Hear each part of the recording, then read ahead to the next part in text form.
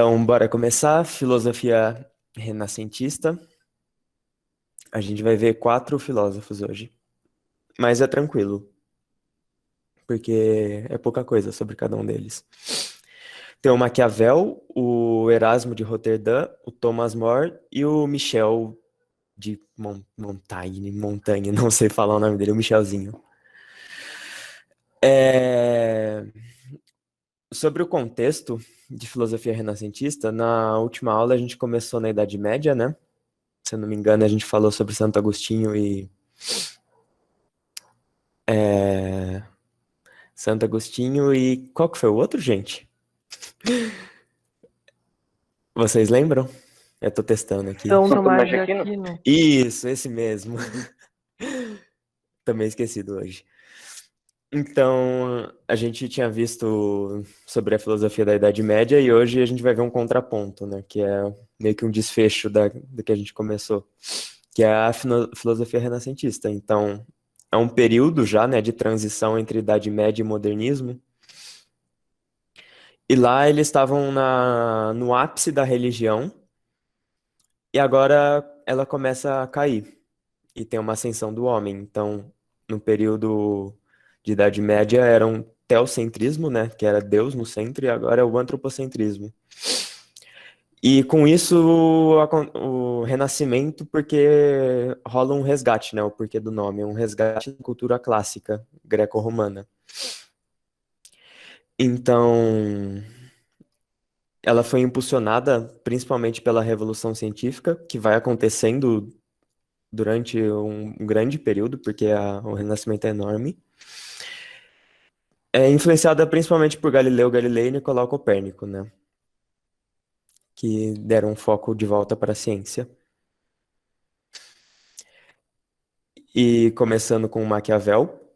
Como esse aqui é o mais importante para quem quer FUVEST, por enquanto, para já que tem essa volta, né, esse resgate da filosofia clássica, ele volta também a estudar temas como natureza humana e política. Então ele sai daquela filosofia sobre religião que a gente viu com São Tomás de Aquino e Santo Agostinho, e agora ele volta a ter o foco no ser humano também. Então, para o Maquiavel, a natureza humana ela é naturalmente corrompível.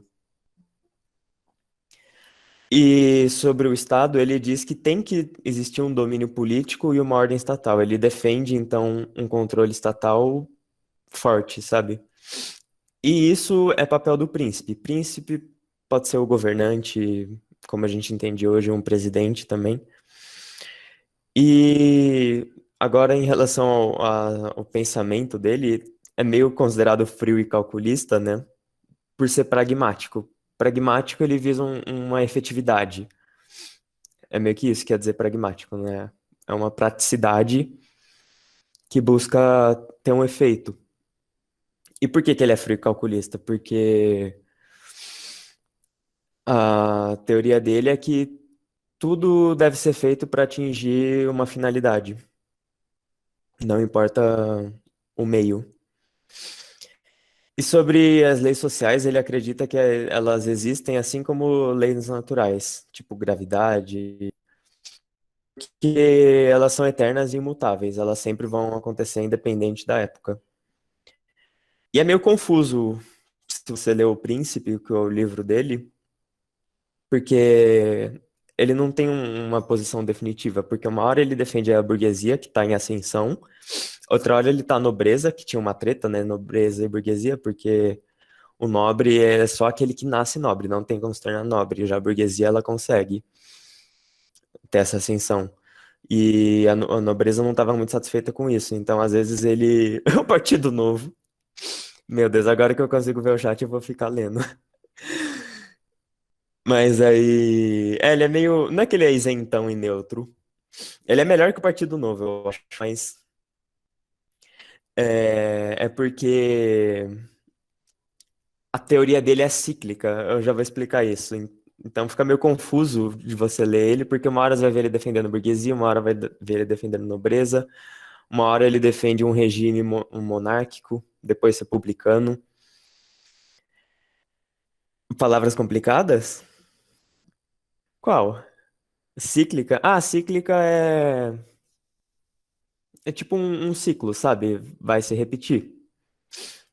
É literalmente, lembra lá do ciclo da chuva, que é tipo a água tá na nuvem, quer dizer, tá nas plantas, ela transpira, tem a evaporação, sobe pra nuvem, daí cai, chove e vai repetindo.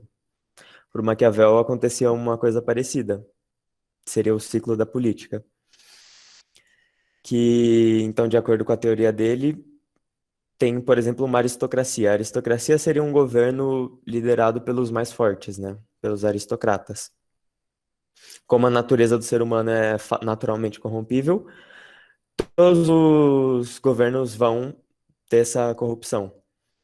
Então, a aristocracia, primeiro, ela toma o poder e é corrompida. Como é um ciclo, então, outro grupo vai tomar conta. Por exemplo, uma oligarquia. Uma oligarquia já é maior. É um governo mais abrangente, assim. E aí, por sua vez, ela também vai ser corrompida, e aí um outro grupo passa a assumir, até que vai chegar a democracia, que é a que a gente vive hoje, que também é corrompida, como a gente sabe. E daí a única solução é continuar esse ciclo. E daí, às vezes, você vê ele defendendo coisas que são até contraditórias, mas na verdade a teoria dele é sempre essa dialética. Dialética a gente vai ver mais pra frente. Também é uma palavra difícil, mas a ideia é mais simples. Seriam contradições. Tipo, o mundo avança por conta das contradições. Isso é uma dialética. Então, a teoria do Maquiavel, ela também é meio dialética, porque se um governo é corrompido, então existe essa contradição, vem mais um que toma o lugar dele, isso é um avanço. Deu para entender?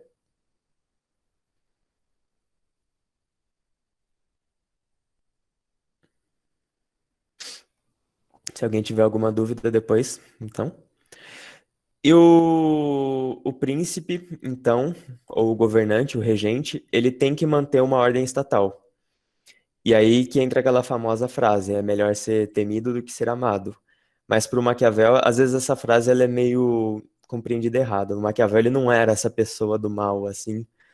Existe até um verbo, né, um adjetivo hoje que é maquiavélico, mas ele não era uma pessoa má. Então, ele fala, né, que é preferível que seja amado e temido, mas caso só seja possível um, temido tem que ser uma prioridade, porque o medo. Exatamente, Vilma, ele era muito prático. Então, o medo faz as pessoas aceitarem o seu controle, né, manter a ordem. E também para manter a ordem, além desse temor e do amor que as pessoas devem ter pelo príncipe, ele tem que contar com as características a seu favor.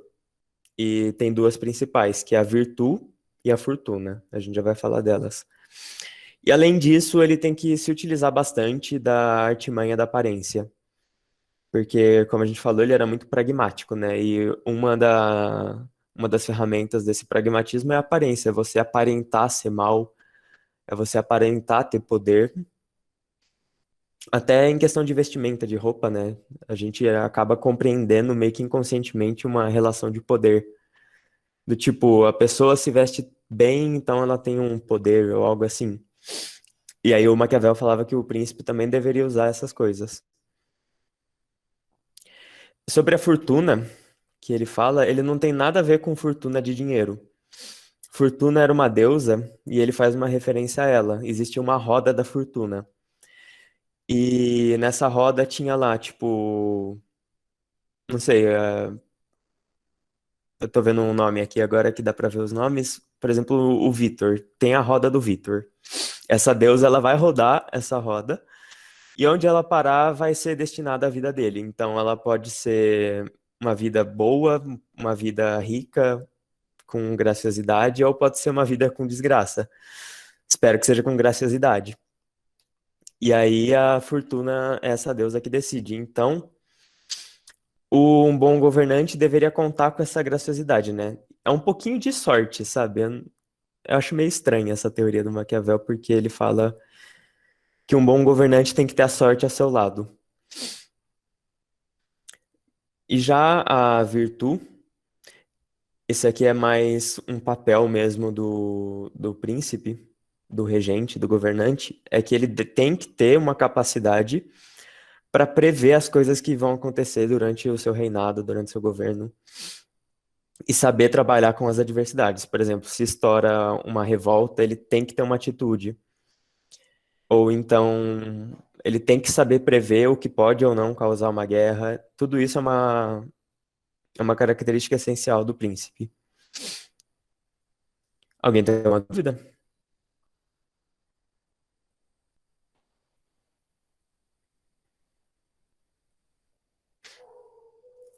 Concorda com o Mac? É, gente, praticidade é bom, né?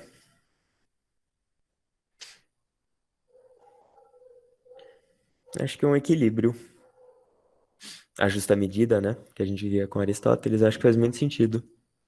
Procurar um equilíbrio. Lógico, tipo, não ser prático o tempo todo, porque às vezes você acaba descartando algumas coisas, e não ser também uma pessoa enrolada ou subjetiva ao extremo, porque aí você acaba também perdendo coisa. Então, o equilíbrio é sempre bom. Agora, sobre os exercícios, ele é bem curtinho. Todos os quatro vão ser bem curtinhos. O Enem, esse aqui é do Enem, e ele fala: a partir da análise histórica do comportamento humano em suas relações sociais e políticas, Maquiavel define o homem como um ser. Talvez a gente consiga até fazer ela sem ler o texto, mas vamos ver. Nasce daqui uma questão: se vale mais ser amado que temido ou temido que amado? Responde-se que ambas as coisas seriam de desejar, mas porque é difícil juntá-las. É muito mais seguro ser temido que amado, quando haja de faltar uma das duas. Porque dos homens se pode dizer, de uma maneira geral, que são ingratos, volúveis, simuladores, covardes e ávidos de lucro.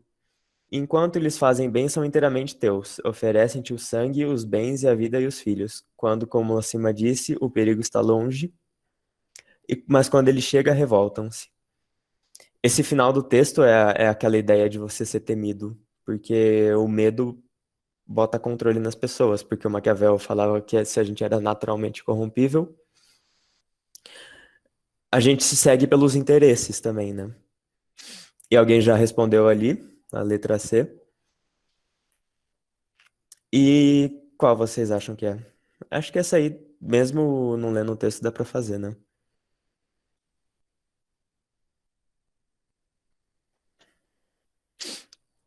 Porque, ó, letra A. Munido de virtude com disposição nata a praticar o bem a si e aos outros. Não, o príncipe ele deve fazer o que é necessário para conter o controle. Pode ser matar uma população inteira, mas se ele manter o controle, para o Maquiavel faz sentido. Então não é praticar o bem como uma disposição. Possuidor de fortuna, valendo-se de riquezas para alcançar êxito na política. Não, porque fortuna para o Maquiavel não tem nada a ver com dinheiro.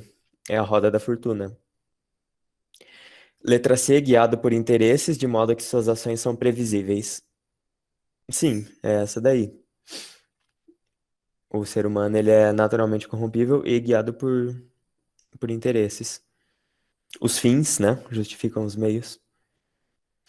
Sociável por natureza, na letra E também não. Mantendo relação pacífica com seus pares, menos ainda.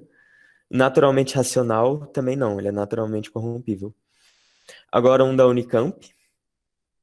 Eu trouxe bastante exercício de Maquiavel. Tem mais dois da FUVEST ainda, mas se a gente faz, se der tempo no final. Então, da Unicamp ele fala: a partir do excerto da obra, publicada em 1513, é correto afirmar que, e agora o excerto, né? Não entendo por que falam excerto. Coloca o texto mais fácil. Quanto é louvável a um príncipe manter a fé, aparentar virtudes e viver com integridade. Não com astúcia, todos o compreendem. Contudo, observa-se, pela experiência em nossos tempos, que houve príncipes que fizeram grandes coisas, mas em pouca conta tiveram a palavra dada, e souberam, pela astúcia, transformar a cabeça dos homens, superando, enfim, os que foram leais. Um príncipe prudente não pode nem deve guardar a palavra dada quando isso lhe torne prejudicial e quando as causas que o determinam cessem de existir.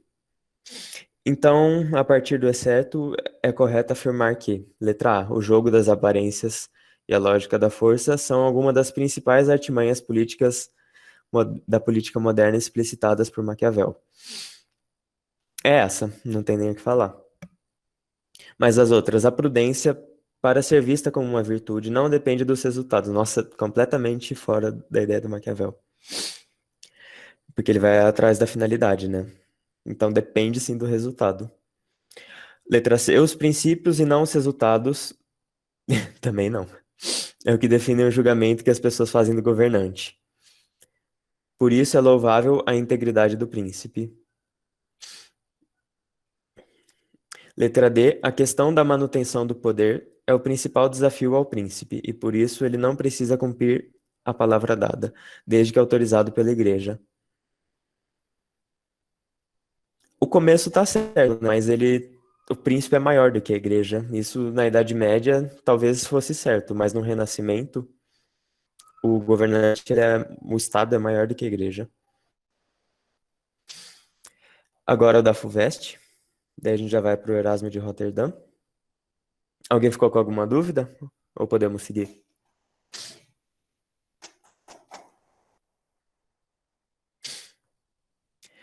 Então, bora. Ao justificar a autoridade com que pretende ensinar um príncipe a governar, Maquiavel compara sua missão à de um cartógrafo, para demonstrar que, agora o texto, no início do século XVI, Maquiavel escreveu O Príncipe, uma célebre análise do poder político, apresentada sob forma de lição dirigida ao príncipe Lorenzo de Médicis. Assim justificou Maquiavel o caráter professoral do texto. Não quero que se repute presunção o fato de um homem de baixo e ínfimo estado discorrer e regular sobre o governo dos príncipes. Pois assim como os cartógrafos que desenham os contornos dos países se colocam na planície para considerar a natureza dos montes, e para considerar as planícies ascendem aos montes. Assim também, para conhecer bem a natureza dos povos, é necessário ser príncipe, e para conhecer a dos príncipes é necessário ser do povo. Então, o Maquiavel, nesse texto, ele compara a missão dele de professor de política, poder político, a de um cartógrafo, para demonstrar que o poder político deve ser analisado tanto do ponto de vista de quem o exerce, quanto de quem a ele está submetido. É necessário e vantajoso tanto que o príncipe como o súdito exerçam alternadamente a autoridade do governante. Letra C. Num pensador, ao contrário do que ocorra com um cartógrafo, não precisa mudar de perspectiva para situar posições complementares. Letra D. As formas do poder político variam conforme sejam exercidas por representantes do povo ou por membros da aristocracia. Letra E. Tanto o governante quanto o governado, para bem compreenderem o exercício de poder, devem restringir-se a seus respectivos papéis. Essa é mais difícil, né? Qual vocês acham que é? Eu já vi que alguém colocou ali, a Nicole, eu acho.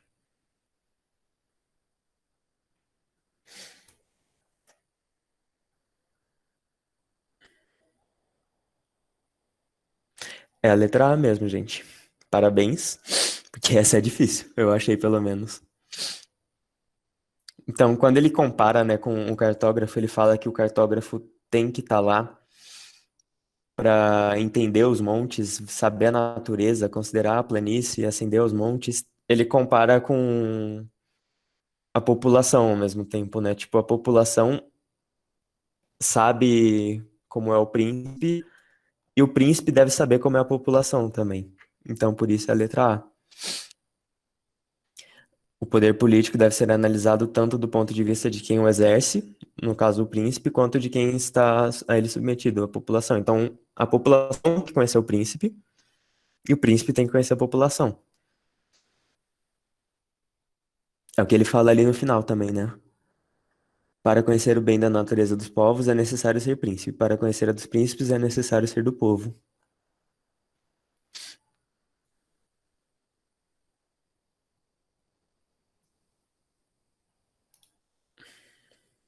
Achou mediana para difícil? Achou a da Unesp super difícil? Qual a da Unesp?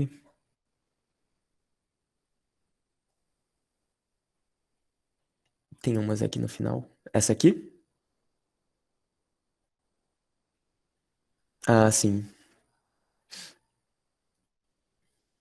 É, ela é mais difícil também. Bom, alguém tem alguma dúvida nele?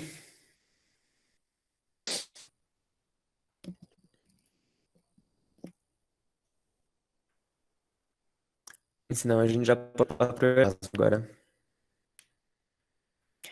Então, bora. O Erasmo eu acho que é o mais interessante desses. Não sei se vocês já ouviram falar alguma coisa dele, mas na época dele era um dos intelectuais mais conhecidos, né? Ele era um humanista cristão. Humanista cristão é um cristão que dirige críticas à religião. E ele, mesmo sendo um cristão, né, acreditando numa religião, ele coloca ainda o homem como centro. Ele vê a importância do homem. No Renascimento surgiram diversos tipos de humanismo. Então, todos eles têm essa característica de fazer críticas e colocar o homem no centro. Tipo, na arte também existe um humanismo artístico, que era, ao invés de retratar anjos e Deus, igual na Idade Média, eles retratam o homem, mas ainda retratam figuras religiosas também, junto com os homens. Então, a igreja ela não ficou de todo fraca, né? Ela ainda existia com bastante força, mas não igual à Idade Média.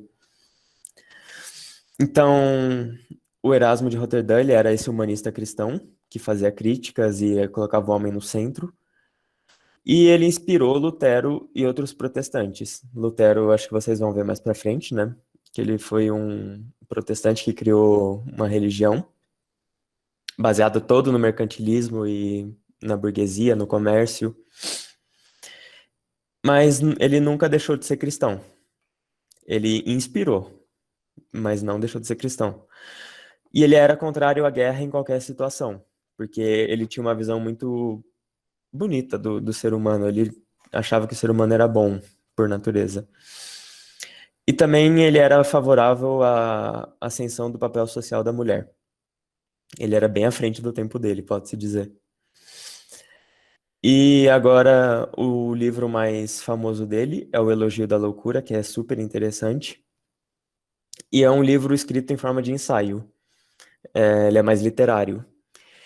E então ele é narrado com um personagem fictício que é a loucura. E a ideia desse livro todo é fazer críticas para as autoridades, os intelectuais, os costumes da época, através da loucura, porque na época do Renascimento tinha-se a ideia de que a loucura era algo a ser descartada, sabe? Porque ela era a ausência da razão. Então, o Erasmo de Roterdã ele pega e fala: existem tipo vários elogios, existe até o elogio da guerra, o elogio da morte, porque todas essas coisas são essenciais para a gente. Mas não existe um elogio da loucura, então ele decidiu escrever. E as reflexões que ele traz é também sobre quem é o verdadeiro sábio. Tipo, as pessoas na época dele se diziam intelectuais e sábias, e como a ideia do livro era fazer uma crítica a eles, ele fala que essas pessoas que só estudavam e deixavam os prazeres da vida de lado, elas na verdade não eram tão sábias assim. Ou, por exemplo, os intelectuais que gostam de falar difícil e se sentirem superiores, que era muito comum na época e ainda é. Eles também eram assim por conta da loucura, porque se existia loucura, existia essa ideia de desrazão. Então, uma pessoa intelectual, ela se sentia muito superior às outras. Então, a ideia que fica é de que a loucura ela é essencial e todo mundo tem um pouco, né? Uma frase que ele coloca que é muito legal é essa aqui: o verdadeiro sábio é aquele que sabe seu lugar na sociedade, e quem não sabe se entrega à loucura do cotidiano. Porque nesse livro ele traz várias figuras que são vistas como louco. Ele traz, tipo, do bêbado, do drogado, do depravado, do masoquista. E, e eram pessoas mal vistas na época, né? Mas ele fala, não, essas pessoas são essenciais para nossa sociedade. E aí tem um profissional de Erasmo de Roterdão, o cara ele só analisa texto do Erasmo de Roterdão, que é esse Sérgio Paulo Rouanet. Ele é brasileiro e ele tem uma frase bem simples, né, facinha de entender sobre esse livro, que é: a loucura sábia sabe que a sabedoria é louca, e loucura louca é suficientemente louca para acreditar na sabedoria. Alguém conseguiu entender de primeira? Deu para entender? Gente, vocês são muito espertos. Então, resumindo, porque eu não tinha entendido, eu tive que ficar pensando sobre, mas o verdadeiro sábio, então, ele é louco porque ele sabe os limites e os problemas da sabedoria dele. Ele sabe que o conhecimento dele não vai até o fim, sabe? Ele é finito. E já o louco verdadeiro é aquele que acha que sabe de tudo, que ele acredita que a sabedoria é infinita. E o que fica do Erasmo de Roterdã é que todo mundo tem um pouquinho de loucura, né? De artista e louco, todo mundo tem um pouco, como diz a frase. Agora, um exercício, o Erasmo ele não costuma cair tanto. Eu acho uma pena, porque ele é muito legal.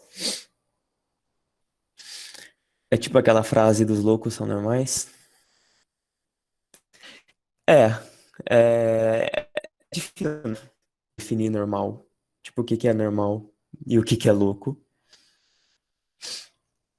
Em psicologia a gente vê bastante essas coisas. É, eu não sei qual que é essa frase, mas dá para se pensar bastante na questão de normalidade. Se tiver um tempinho no final da aula, a gente pode falar sobre. Mas agora, continuando, então, para não perder o foco, tem esse exercício, né? E ele fala que o Renascimento contrariou diversas concepções medievais. E nessa perspectiva crítica se destaca a obra do Erasmo. E essa obra, ela abominava o catolicismo, aderindo às críticas do reformismo luterano, se colocava contra a intolerância católica com relação aos pagãos, simpatizava com as ideias de Lutero, considerada liberais e positivistas, aderia aos princípios de Calvino, favorecendo a burguesia, e letra E, negava a tendência natural do ser humano para a bondade. Uhum. Entre B e C. Então, essa aqui é meio que uma surpresa, porque a gente vê, né, essa religião no momento de Idade Média como extremamente intolerante, e aí você vê o Erasmo como um humanista cristão. Então é a letra B. Ele se colocava contra a intolerância católica com relação aos pagãos. Lembra do humanismo cristão. Ele faz críticas e ele aceita outras religiões. E agora, essa ideia dele simpatizava com as ideias de Lutero, a gente colocou no começo aqui que ele, na verdade, inspirou Lutero. Então é o contrário, né? Lutero que simpatizava com as ideias dele, não necessariamente ele simpatizava com as ideias de Lutero, meio que o contrário. Então é meio comum ficar em dúvida na B e a C, mas a correta é a B. Agora, o Thomas More, ele é bem rapidinho também. Ele era. Alguém ficou com dúvida antes, naquela? Bora falar mal da Igreja Católica. Pois é, né? Naquela época, acho que Erasmo de Roterdã estava muito à frente do tempo dele. Tem gente hoje que não aceita a crítica em religião. Agora, o Thomas More é interessante também porque ele escreveu um livro e o livro era meio fantasioso, assim, porque Ele foi quem criou o termo utopia. Mas antes disso, um pouquinho sobre ele, né? Ele era praticante da vida ascética. A vida ascética é uma vida que você se regra né, na Terra para ter uma vida no céu, por exemplo. Então você leva uma vida regrada pensando numa vida pós-morte. Então, regrada no sentido de fugir, tipo, dos pecados, regra de manter na linha, sabe? Tipo, uma pessoa tão quadradinha, que segue rotina, que não bebe, não transa, não faz nada do que é considerado mundano ou pecador. O Thomas More era um desses.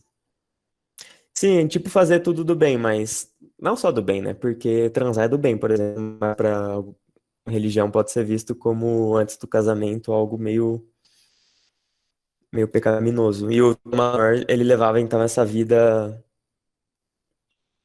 na linha, né? Na régua, pensando numa vida posterior. Então a utopia, ele que inventou esse termo, utopia quer dizer lugar nenhum, se eu não me engano, tipo inexistente. Então ele cria uma ilha nesse livro e ela era politicamente perfeita. E ela tinha um formato de semicírculo. E também era composta por, tipo, um semicírculo, assim. Ela era composta de pequenas cidades e só uma capital, que ficava no centro desse semicírculo. E cada filarca para eles seriam os governantes. Seriam responsáveis por botar as leis e trabalhos em prática. Não é muito distante, né, do que a gente vê hoje. Por isso acho que não é um livro surpreendente.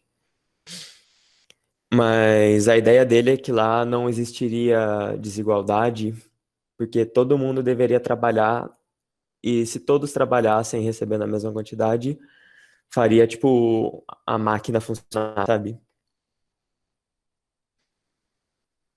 Posterior seria tipo o céu, né? Isso seria uma vida pós-morte.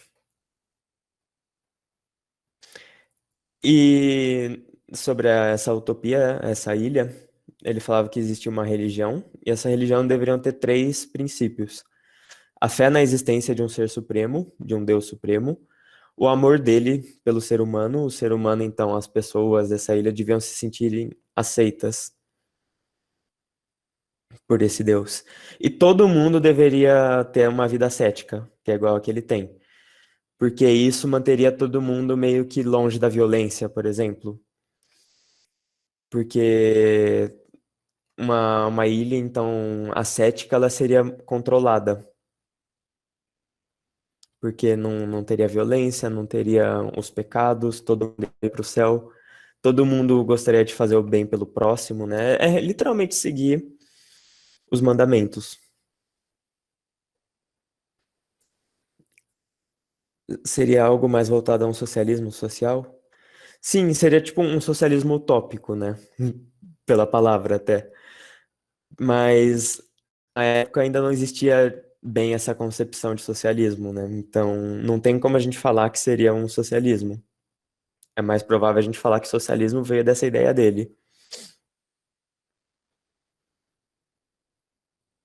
Eu acho que o exercício fala um pouco sobre isso.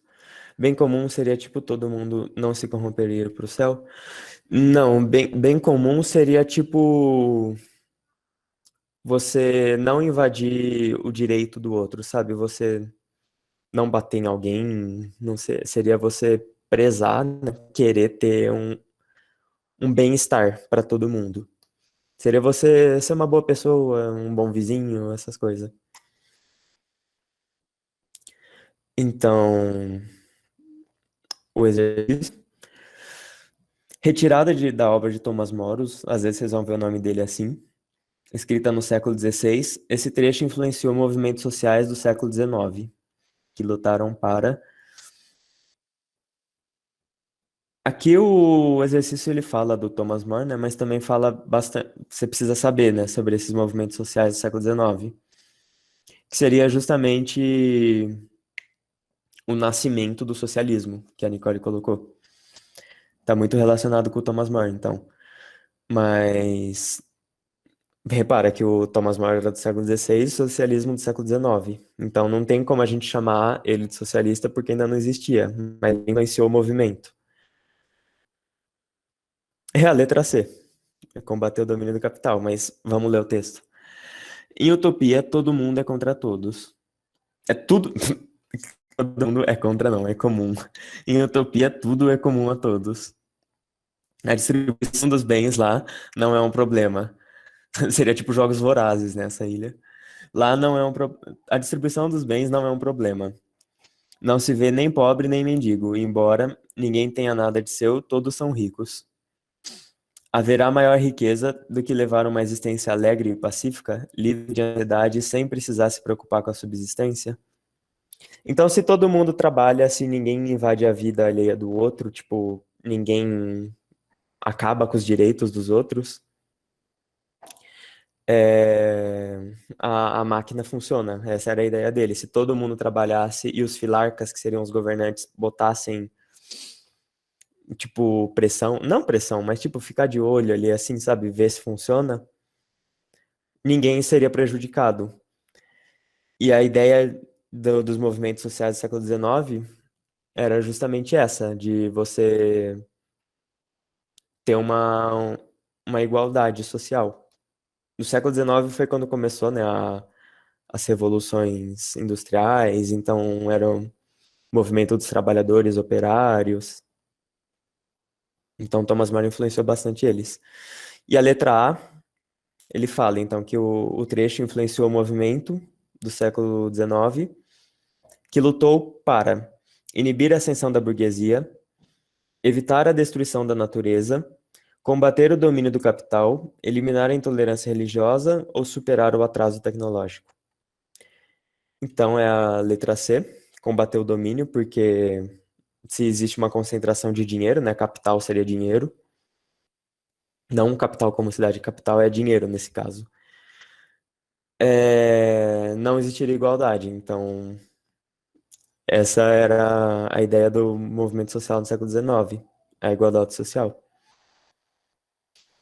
Alguém tem alguma dúvida?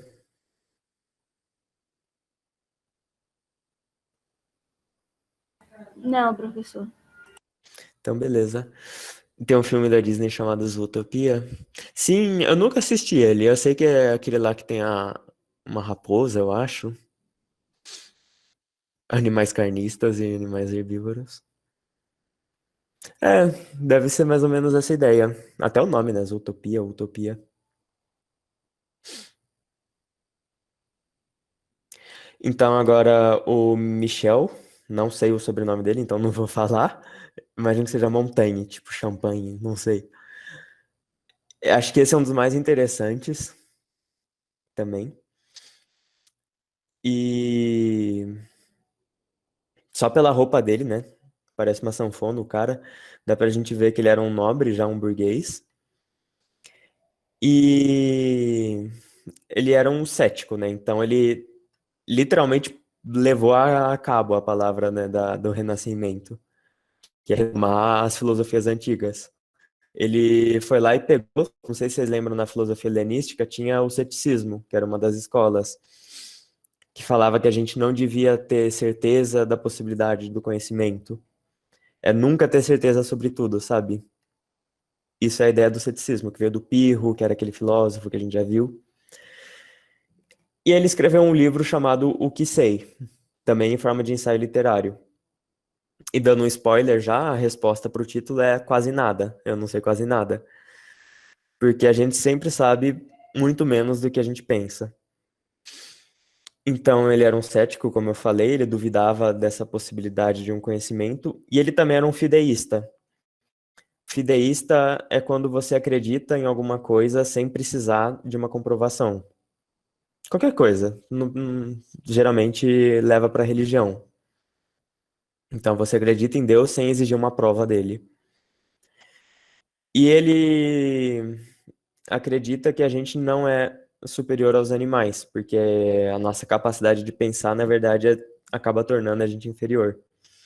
Então, nesse livro dele, ele coloca: É porque o homem pensa demais, que desespera, que se incomoda, que sente ansiedade, tudo que a gente não gosta, né, da nossa personalidade é porque a gente acaba pensando demais, às vezes. Se a gente fosse, sei lá, um animal selvagem vivendo, lutando para sobreviver, a gente não teria que lidar com essas dificuldades.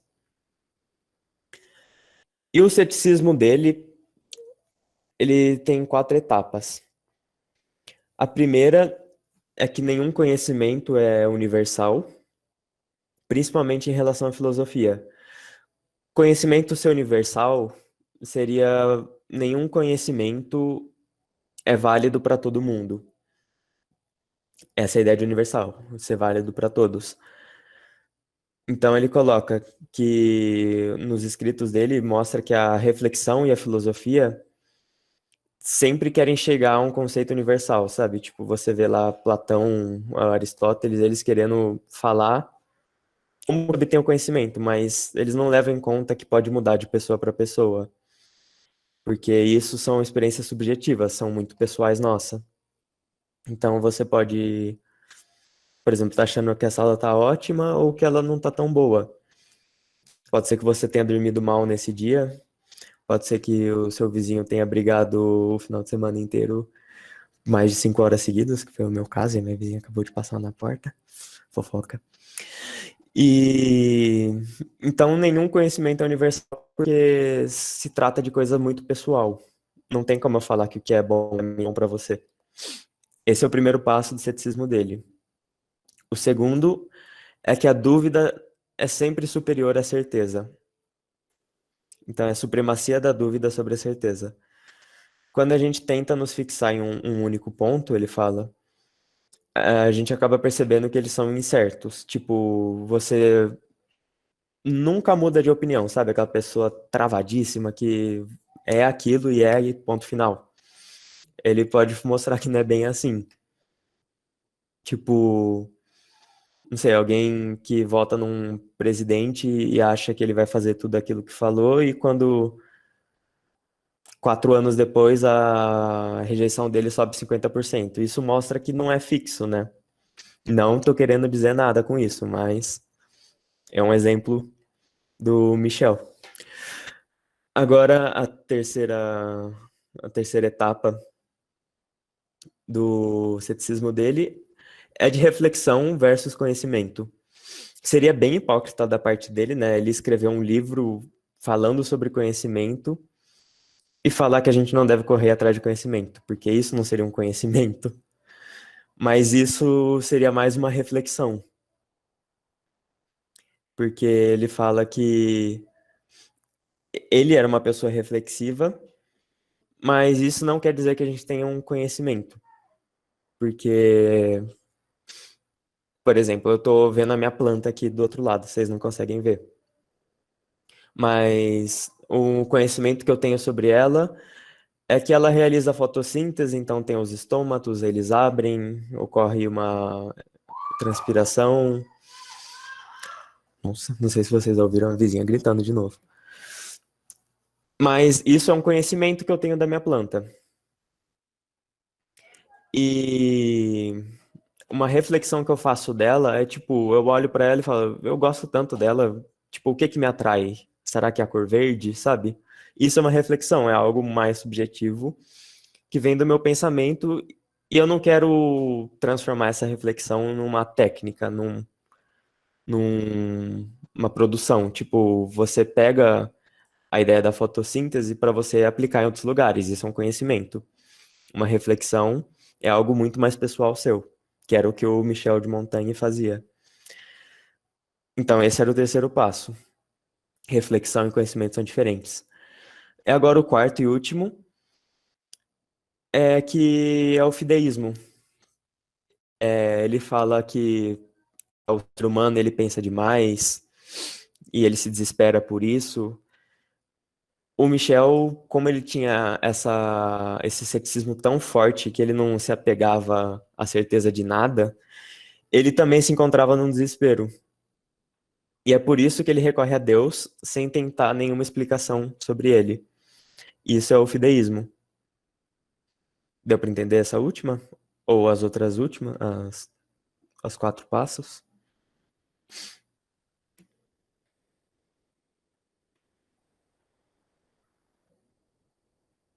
Eu sim. Então, beleza. Agora, o exercício que eu tinha deixado lá da FUVEST de Maquiavel. O Michel de Montanha, não achei nenhum exercício dele, tadinho. Acho que os vestibulares não cobram muito ele. Mas pode ser que caia, então é importante trazer. Agora, do Maquiavel, quem tiver fôlego ainda para fazer mais um. Ele fala: está redigido com clareza, coerência e correção o seguinte comentário sobre o texto. E o texto ele fala: no início do século XVI, Maquiavel escreveu O Príncipe, uma célebre. Pera, essa aqui a gente já fez? Não, mas é o mesmo texto. Não quero, o texto é: não quero que se repute presunção o fato de um homem de baixo e ínfimo estado discorrer e regular sobre o governo dos príncipes. Pois assim como os cartógrafos que desenham os contornos dos países se colocam na planície para considerar a natureza dos montes, e para considerar a das planícies ascendem aos montes. Assim também, para conhecer bem a natureza dos povos é necessário ser príncipe, e para conhecer a dos príncipes é necessário ser do povo. Então ele fala: está redigido com clareza, coerência e correção o seguinte comentário sobre o texto. Letra A. Temendo ser qualificado de presunçoso, Maquiavel achou por bem defrontar sua autoridade intelectual, tipo um cartógrafo habilitado a desenhar os contrastes de uma região. Letra B. Maquiavel, embora identificando-se como um homem de baixo estado, não deixou de justificar a autoridade diante do príncipe, em cujos ensinamentos lhe poderiam ser de grande valia. Letra C. Manifestando sua compreensão dialética das relações de poder, Maquiavel não hesita em ministrar ao príncipe, já ao justificar o livro, uma objetiva lição de política. Letra D. Maquiavel parece advertir aos poderosos de que não se menospreze as lições de quem sabe tanto analisar quanto ensinar o comportamento de quem mantém as relações de poder. E letra E. Maquiavel, apesar de jamais ter sido um governante em seu livro tão perspicaz, soube se investir nessa função e assim justificar-se diante de um príncipe autêntico. Então, qual vocês acham que é?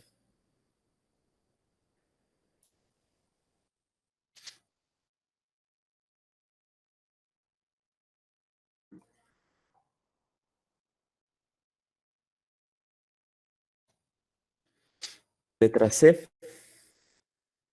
Letra E?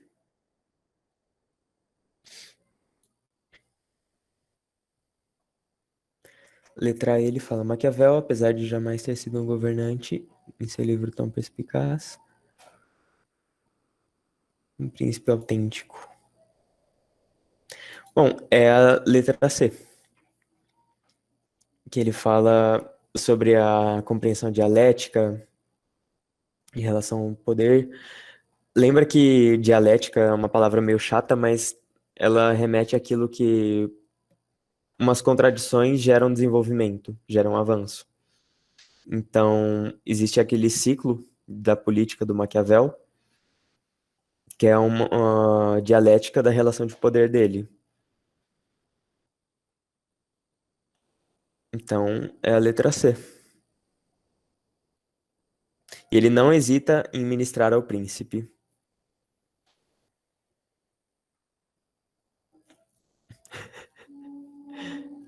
Cai na porrada. Pois é, tinha o Heráclito, né, que era incompreensível, que ninguém entendia o que ele queria falar e ele tava nem aí. Ele falava: foda-se, vou jogar minha teoria, quem não entender não pega. Mas é isso, gente. Tem esse aqui da Unesp também, mas já deu 6h30. Então, se alguém quiser fazer depois e a gente conversa no grupo, ou se vocês quiserem eu posso gravar alguma coisa sobre essa questão, mas acho que não tem muito o que falar.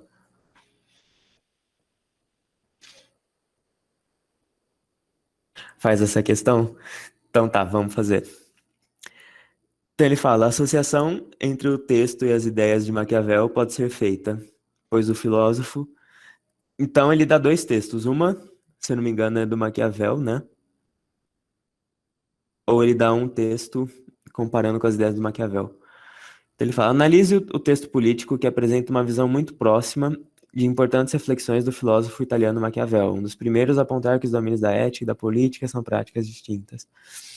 A política arruína o caráter, disse Otto von Bismarck, o chanceler de ferro da Alemanha, para quem mentir era dever do estadista.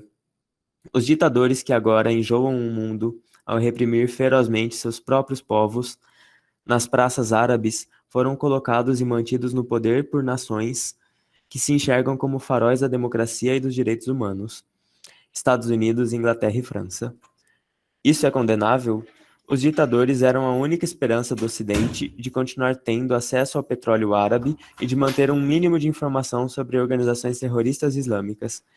Antes de condenar, reflita sobre a frase do mais extraordinário diplomata americano do século passado, George Kennan, morto aos 101 anos em 2005. Caralho, 101 anos.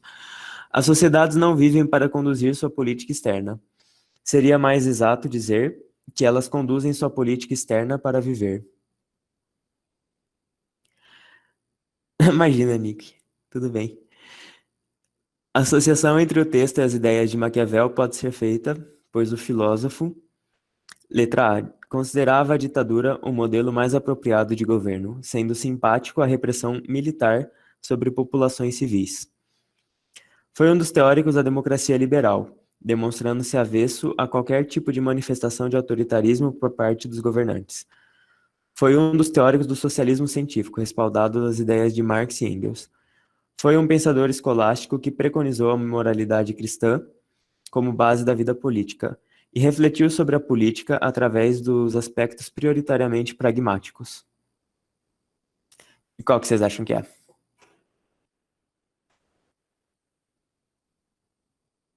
Uhum.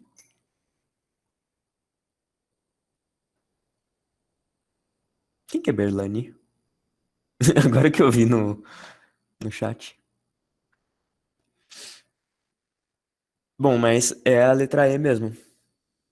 Berlane é professor de química, professor. Ah, entendi. Eu achei que era alguma coisa da questão, que é a aula do Berlani. Então, quando ele fala aqui, pois o filósofo, ele está, na verdade, se referindo ao Maquiavel e não ao autor do texto, né? E aí, a letra A, ele fala, considerava a ditadura o modelo mais apropriado de governo? Não porque, na teoria cíclica do Maquiavel, todos os governos eram apropriados num certo tempo. A letra B, ele fala, foi um dos teóricos da democracia liberal. O liberalismo, ele só foi existir depois, com John Locke e essas coisas. Ah, ele não vai da próxima? Então, beleza.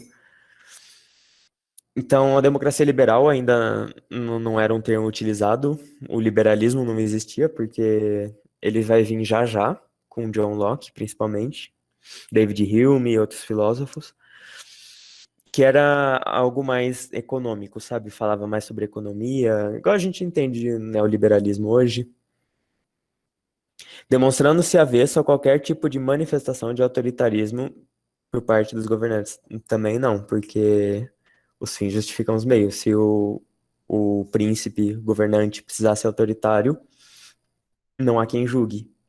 O Maquiavel não diria nada disso. Então, a letra C foi um dos teóricos do socialismo científico, respaldado às ideias de Marx e Engels. O socialismo científico foi quando a gente fez aquela questão que falava sobre o movimento social do século XIX, enquanto eles estavam no 15 ou 16, acho que era no 15, se eu não me engano, então a data também não bate. E também a própria teoria, né, não bate com o socialismo científico. Socialismo científico a gente vai ver mais tarde também. E a letra D foi um pensador escolástico que preconizou a moralidade cristã como base da vida política. Também não. porque isso aí seria a Idade Média. Agora a gente está no Renascimento já. A moralidade cristã não interfere na política.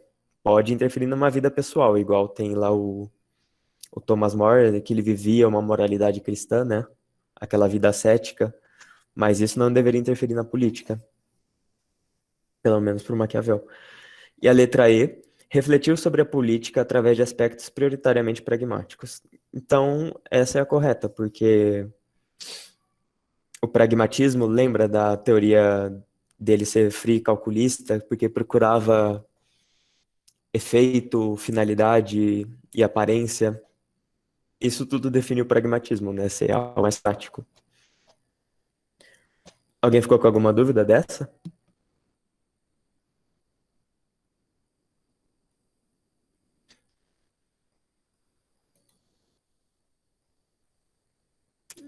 Peraí. Tranquilo. Beleza. Então, acho que é isso. Alguém tem alguma dúvida da aula em geral?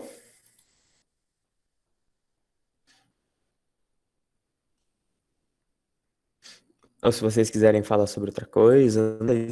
Então o Berlane não vai dar aula agora, então vocês vão só ter matemática depois?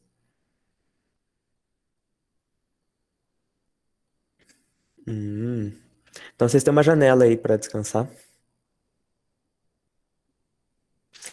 Um negócio interessante que eu ia falar antes sobre o Montaigne, o Michel, ele tem uma parte que é muito interessante que não cai nos vestibulares, mas ele fala bastante sobre a escrita, sobre fazer livros, livros literários mesmo, não de teoria e conhecimento, essas coisas.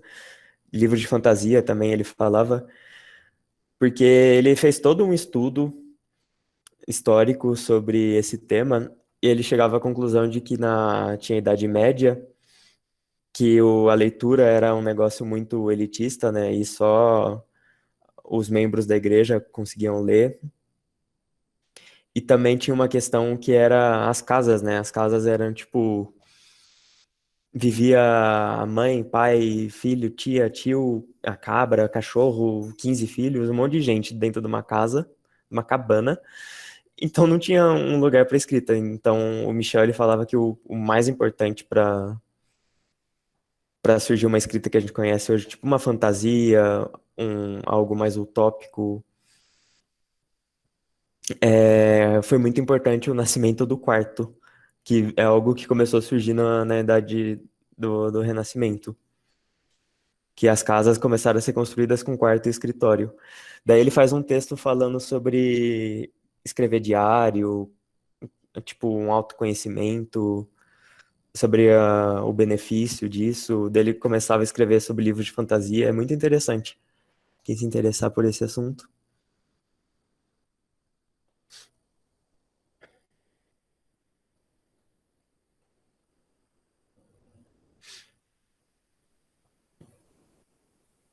E sobre o Erasmo, a gente falou aqui uma parte dele sobre Lutero, né? Aqui em cima, que é onde ele fala que inspirou Lutero. Tem um filme do Lutero, não sei se já assistiram, mas é muito interessante. Tem na Netflix também. Deixa eu ver o nome. Peraí que antes eu parar de gravar para não ficar muito grande.